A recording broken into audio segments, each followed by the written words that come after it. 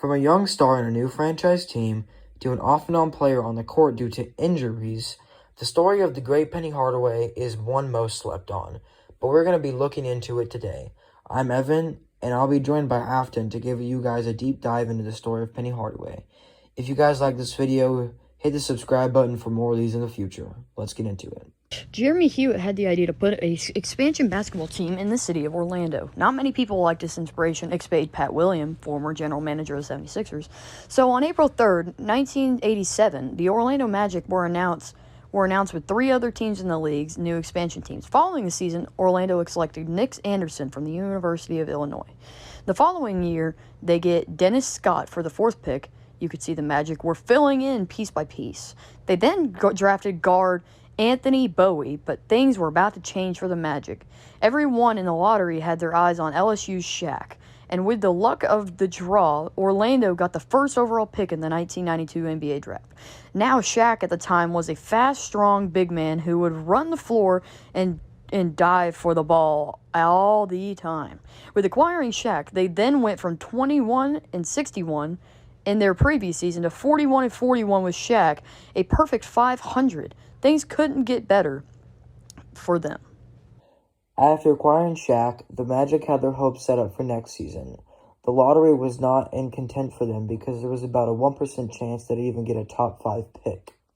But as the spots filled up, it came down to the final spot and the Magic got it. They had gotten back-to-back number 1 overall picks in the draft. Now, the best player in the draft was not as obvious as last year with Shaq, but Chris Webber was the main guy.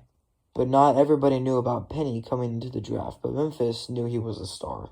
Now, having two big men on the same team like Webber and Shaq, that would not work out so well. But for Orlando, Webber was just too good of a player for them to sleep on. So Orlando gets Webber with the first pick. But once Golden State drafted Penny number 3, Orlando had other ideas. Trading Webber with Penny. Now, the fans did not like this, but Shaq and the whole Magic organization knew he was a better fit. Going into next season, Jordan retires, and the Magic take advantage. The Magic end up with a 50-32 record going into the playoffs. They do end up getting swept, but sights were set high for the future of Penny and Shaq.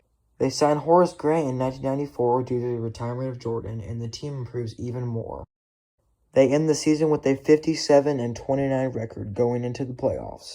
Orlando beats Boston in the first round with Shaq and Penny leading the way, but they would only then face a new number 45, Michael Jordan.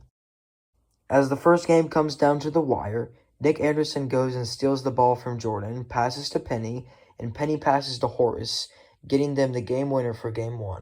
Now, Nick Anderson was talking some smack about Michael, and Jordan, in his regular fashion, it became personal with me, and comes back with the number 23 for the rest of the series. But surprisingly, the Magic end up pulling away in 6, beating the Bulls and going on to play the Pacers in the conference finals. And by the way, they just barely beat the Pacers in 7. So look, Orlando's in the NBA Finals, a young team with Penny and Shaq leading the way. Things couldn't get any better, but they end up getting swept by Houston in the finals. With the following season, Shaq ends up breaking his thumb in the preseason and was expected to be out for the first 23 games. And with Shaq out for the first start of the season, Penny decides to turn on the Jets. This leads him to being successful enough at the start of the season to get a shoe with Nike, and then little Penny takes the show. But the next couple of seasons is where things started to fall apart. With the next couple of seasons, the Magic continue to struggle in the playoffs due to their youth, and Shaq does not like that at all. His agent convinces him into a $121 million contract to leave Orlando for the Lakers. Now, that was a lot at the time for a young player, but Shaq's ego slapped in and said, "I'll take it," and leave Orlando. Now, with Shaq gone, it now became Penny's team. He was getting into the player that everybody knew he was, running the floor, making threes, and dunking with the best of them. It looked like Penny could carry the Magic to another finals appearance. But after the 96-97 season, Penny starts having career-ending knee problems.